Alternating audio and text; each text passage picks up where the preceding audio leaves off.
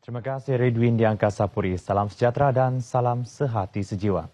Sektor perkhidmatan awam perlu menekankan penambahbaikan sistem penyampaiannya ke arah menjayakan pelaksanaan perancangan Malaysia ke-11 RMK-11 yang merupakan pelonjak akhir sebelum memasuki gelanggang negara maju dan berpendapatan tinggi pada tahun 2020.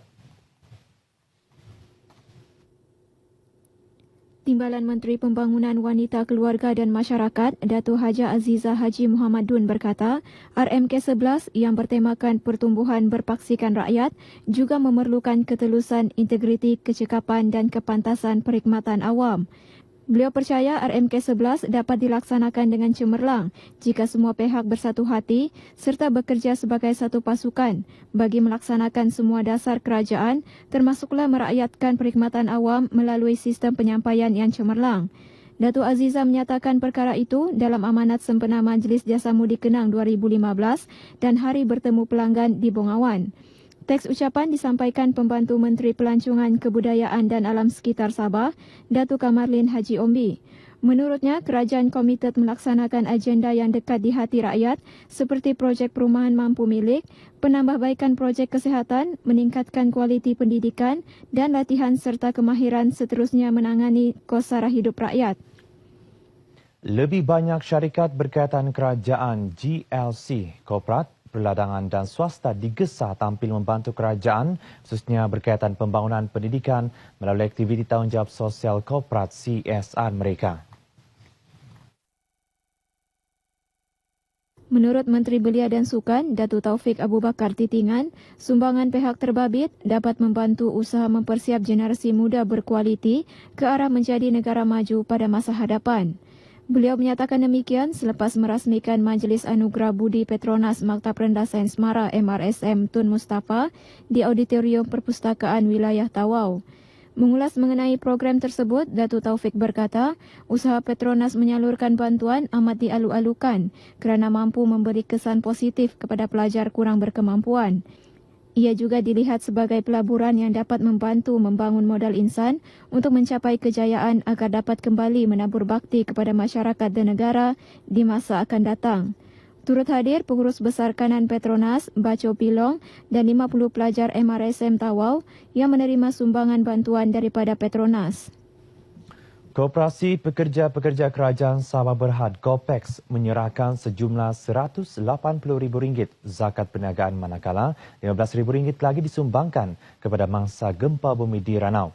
Menurut pengerusi KOPEX, Datuk Haja Mazna Haji Abdul Ghani, sumbangan berkenaan menunjukkan KOPEX terus berjaya mencapai keuntungan sebagai koperasi kredit terbesar milik penjawat awam di Sabah.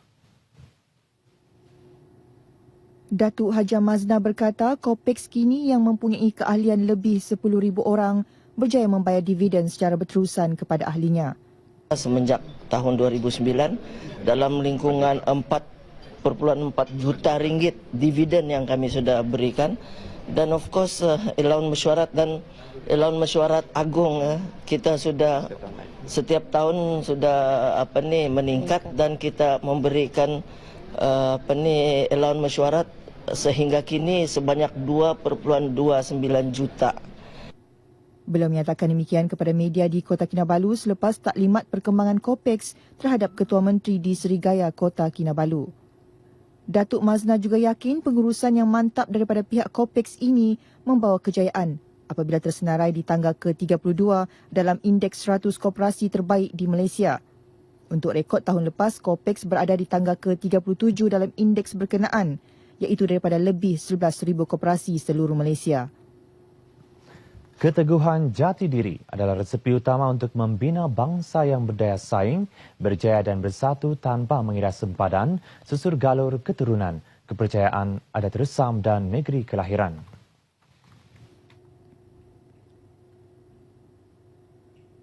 Menurut Ketua Pengarah Unit Pemodenan Tadbiran dan Perancangan Pengurusan Malaysia Mampu, Datuk Seri Zainal Rahim Seman, jati diri bangsa mampu diperkukuh dengan menghayati sejarah tokoh-tokoh negara lepas yang berjuang menuntut hak dan kedaulatan tanah air daripada penjajah. Beliau menggalakkan setiap lapisan masyarakat memainkan peranan sewajarnya dalam mencorakkan negara menjadi sebuah negara harmoni dan disegani di mata dunia. Datuk Seri Zainal berucap demikian pada program Leadership Executive Talk meniti jati diri bangsa di Kota Kinabalu yang dihadiri lebih 1,000 kaki tangan dan pegawai dari pelbagai agensi serta jabatan. Teks ucapan dibacakan timbalannya Nurul Hana Muhammad Salim. Ceramah berkenaan bertujuan mengukuhkan semangat patriotisme yang menjadi tonggak dan tiang seri kepada keharmonian dan perpaduan bangsa. Seterusnya kita ikuti paparan acara yang berlaku di Sabah dalam diari hari ini.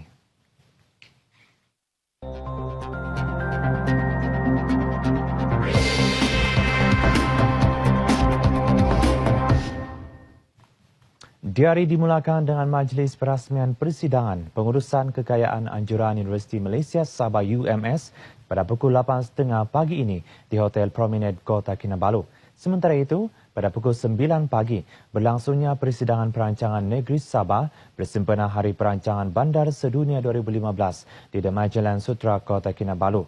Ia akan dirasmikan Ketua Menteri Datuk Seri Panglima Musa Haji Aman. Dalam pada itu, pada pukul 11 pagi ini, Datuk Musa juga akan menyempurnakan Majlis Convocation Kolej Yayasan Sabah kali ke-20 bertempat di Auditorium Tun Ahmad Rafi'i Menara Tun Mustafa Kota Kinabalu. Akhir sekali pada pukul 9.30 pagi nanti, berlangsung pertandingan akhir Bintang Remaja Negeri Sabah 2015 di Kompleks Bersepadu KKMM Jalan Kepayan Kota Kinabalu. Paparan itu mengakhiri bahan berita dari Sabah hari ini. Kembali kepada rakan penyampai di Angkasa Puri. Silakan.